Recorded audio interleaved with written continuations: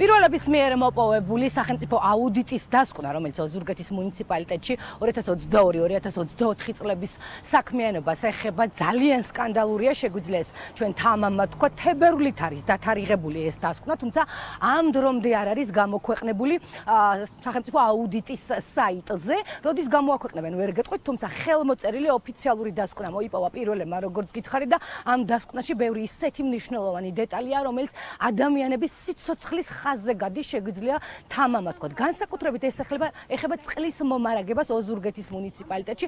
ჩვენი მაყურებლისთვის ცნობილია, რომ გასულ წელს, იმის წინა წელსაც რამდენიმე შემთხვევა დაფიქსირდა, როდესაც საბავშვო ბაღებში რამდენიმე ბავშვი მოიწამლა, მასიურ მოწამვლას ჰქონდა ადგილი. მაშინ სამთავრობო მედიით ხელისუფლებამ განცხადებებიც კი გააკეთა და თქვა, რომ ტვ-პირველმა არაფრიდან ატეხა ამბავი, თუმცა ეს არაფერი, რომელზეც აპელირებდა ქართული ოცნება, არის სახელმწიფო აუდიტის დასკვნაში ძალიან გარკვევით დაწერილი და აქ პირდაპირ წერია, რომ საბავშვო ბაღებში ჩატარებული 160 კვლევიდან 103 შემთხვევაში გამოვლინდა ნორმიდან გადახრა, რომ წყლის ხარისხი არ მოწმდება, რომ არ იკლორება. გარდა ამისა, ამავე დასკვნაში გარკვევით წერია, რომ შემოწმება განახორციელა სურსათის ეროვნულმა სააგენტომაც, რეკომენდაციებიც კი მისცა მუნიციპალიტეტს, თუმცა ესეც კი არ გაითვალისწინა ოზურგეთის მუნიციპალიტეტმა.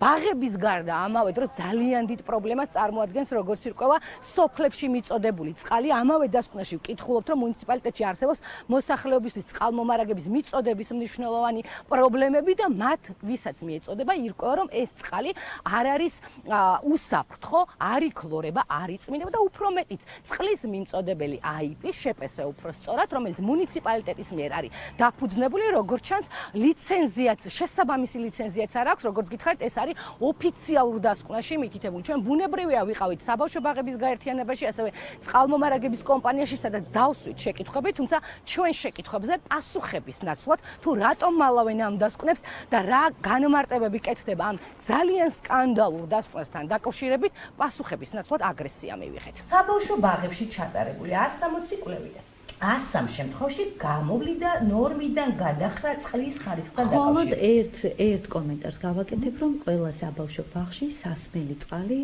იყიდება და შედის პრევენციის მიზნით სასმელი წყალი. საბავშვო ბაღში რამდენჯერმე მოიწამლა ბავშვები და თქვენ ამტკიცებდით, რომ და იცი ახლა.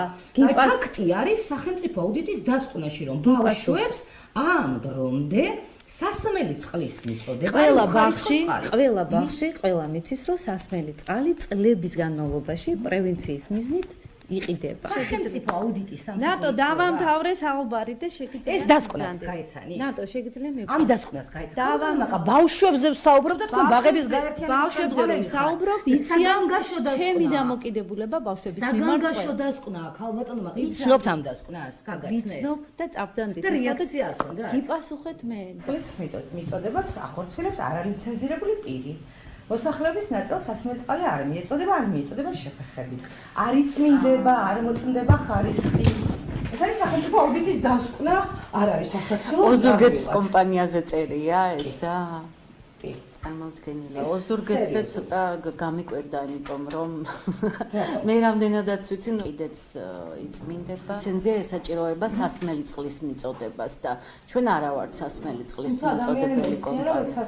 არა, არიციან ადამიანები გაფრთხილებული არიან, რომ ეს არის მხოლოდ საყოფაცხოვრებო მოხმარების წყალი. ჩვენ ვამოწმებთ მხოლოდ ფლორზე. დიახ. და ის ხდება სოფელში, აქ არ არის სხვა. ვიცით რომ სოფელში ხდება ლაბორატორია. ხო, მაგრამ აუდიტის დასკვნა იწყვება, თქო, მაშინ ამას გეკითხებით. არ ვიცი, მე არ მაინტერესებს თქვენ რას ამბობთ. მე არ ვამბობ, ამას ამბობს სახელმწიფო აუდიტი. არა ამბობთ.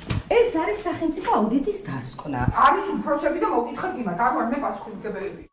ჩვენ ბუნებრივია ვცდილობდით მოგვეპოვებინა ამ თემასთან დაკავშირებით ქართული ოცნების წარმომადგენლების კომენტარები, თუმცა როგორც ყოველთვის ადმინისტრაციული შენობის კარი, სადაც გუბერნია, საკრებულო და მერია, ასევე სხვადასხვა უწყებებია განთავსებული, საგულდაგულოდ დაკეტეს ტვ-პირველისთვის და დაცვა ჩააყენეს, ამიტომ მოგვიწია, რომ ესე ვთქვათ, სხვა ხერხებით ჩაგვეწერა ოფიციალური პირების კომენტარი და ერთ-ერთი ესეთი იყო გურის გუბერნატორი, რომელიც გიორგი ღურჯუმელიძე, რომელიც იმ დასკვნის მომზადების პერიოდში პერიოდში, რომელიც ჩვენ მოვიპოვეთ, იყო ოზურგეთის ვიცემერი და წესით მან ყველაზე კარგად უნდა იცოდეს რა პრობლემებია, თუმცა გურის გუბერნატორსაც არ დაუმალავს აგრესია ჩვენს მიმართ და იმას ამტკიცებდა დღესაც, რომ TV პირველი აღწელებს ცრუ ინფორმაციას მიუხედავად იმისა, რომ შავით თეთრზე სახელმწიფო აუდიტის დასკვნაში გარკვევით წერია, რომ წყლის მიწოდებასთან დაკავშირებით როგორც საბავშვო ბაღებში, ასევე სოფლებში სერიოზული პრობლემაა და უხარისხო გაუწმენდავი, გაუფილტრავი წყალი მიეწოდება მოსახლეობას და ასევე დარღვევებია წყლის ხარისხის